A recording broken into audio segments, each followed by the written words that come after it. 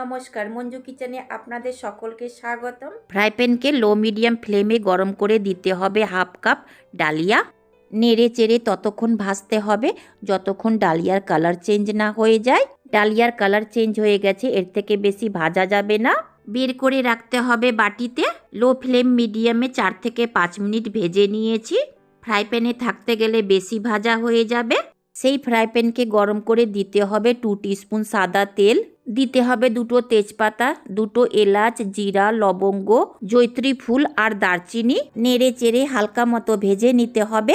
আপনি এর মধ্যে কুচনো পেঁয়াজও দিতে পারেন। দিতে হবে হাফ কাপ সবুজ মটর, 2টো চেরা লঙ্কা। নেড়ে চেড়ে হালকা সফট হওয়া পর্যন্ত ভেজে নিতে হবে।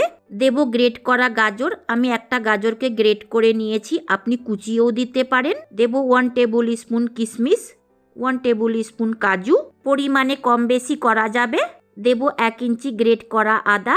নেড়ে চেড়ে ভালো করে মিশিয়ে দিতে হবে। ফ্লেমকে রাখতে হবে লো মিডিয়াম, 2 থেকে 3 মিনিট ভেজে নিতে হবে। অল্প পরিমাণে সফট হয়ে গেছে, দিতে হবে স্বাদ মতো নুন। ভালো করে মিশিয়ে দিয়ে আরও 1 মিনিট নুনের সাথে রান্না করে নিতে হবে। মটর এখনও সেদ্ধ হয়নি, তার জন্য দিতে হবে 1/4 কাপ জল। ঢাকা দিয়ে রান্না করতে হবে। অন্যদিকে ভেজে নেওয়া ডালিয়া ঠান্ডা হয়ে গেছে। জল পাল্টে পাল্টে খুব ভালোভাবে ধুয়ে নিতে হবে। ধুয়ে ভাজতে গেলে ডালিয়া আঠার মতো হয়ে যায়, তাই ভেজে নিয়ে ডালিয়াকে ধুতে হয়। ওপরের কালো কালো অংশকে জল পাল্টে পাল্টে ধুয়ে পরিষ্কার করে নিতে হবে। দেখুন ধুয়ে পরিষ্কার করে নিয়েছি। 1 মিনিটের পর ঢাকাটা খুলে নেড়ে দিতে হবে। ফ্রাই প্যানে অল্প পরিমাণে জল এখনও আছে।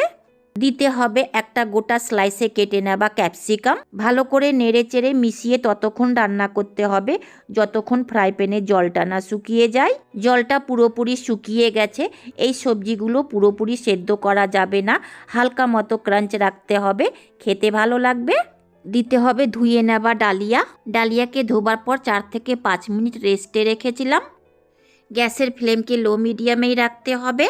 নেড়ে চেড়ে খুব ভালোভাবে মিশিয়ে দিতে হবে। আর 1 থেকে 2 মিনিট নেড়ে চেড়েই রান্না করে নিতে হবে। দিতে হবে 1 টেবিল স্পুন ঘি, পরিমাণে বেশিও দেওয়া যাবে। নেড়ে চেড়ে মিশিয়ে দিয়ে খুন্তিকে ফ্রাই প্যানের তলা পর্যন্ত লাগিয়ে নাড়তে হবে যেন নিচে লেগে না যায়। আর 1 থেকে 2 মিনিট নেড়ে চেড়েই রান্না করে নিতে হবে। যে কাপে ডালিয়া মেপেছিলাম সেই কাপে ডবল দিতে হবে জল, অর্থাৎ হাফ কাপ ডালিয়াতে 1 কাপ জল দিতে হবে। আমি ডালিয়া কাপে মাপ করেছি, আপনি যে কোনো বাসনে মাপ করে দিতে পারেন। ঢাকা দিয়ে রান্না করতে হবে। ফ্লেমকে লো মিডিয়ামই রাখতে হবে। 2 মিনিটের পর ঢাকাটা খুলে দিতে হবে 1 টিস্পুন চিনি। আবার ঢাকা দিয়ে দিতে হবে।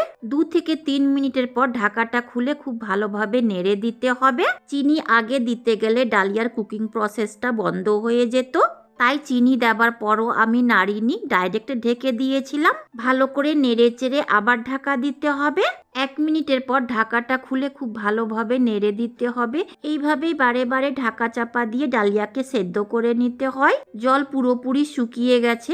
নেড়ে চেড়ে 1 মিনিট খোলাতেই রান্না করে নিতে হবে। তৈরি হয়ে গেল ডালিয়ার পোলাও রেসিপি। ফ্লেমকে অফ করে ঢাকা দিয়ে কিছুক্ষণ রাখতে গেলে একদমই ঝরঝরে হয়ে যাবে। ঢাকাটা খুলে খুব ভালোভাবে নেড়ে দিতে হবে। দারুণ স্বাদের সহজ রেসিপি ডালিয়ার পোলাও। সকাল দুপুর রাত আপনার যখন ইচ্ছে করবে তখন এই রেসিপিটা আপনি বানিয়ে খেতে পারবেন। আর বাচ্চা হোক বা বড়, টিফিন বক্সও প্যাক করে দিতে পারেন। ডালিয়া শুধু স্বাদ নয়, শরীরের জন্য ভীষণ উপকারী। ডালিয়া পোলাওয়ের প্লেটিং করে নেব। কতটা স্বাদ হয়েছিল সেটা বলে বুঝাতে পারছি না, অর্ধেকের বেশি তো আমি খেয়ে নিয়েছিলাম। অল্প পরিমাণে খেলেই বেশ অনেকক্ষণ পর্যন্ত খিদে পায় না। এইভাবে একবার ট্রাই করে দেখতে পারেন। ডালিয়া পোলাও রেসিপি খুব সহজ ও চটজলদি তৈরি হওয়ার মতো রেসিপি।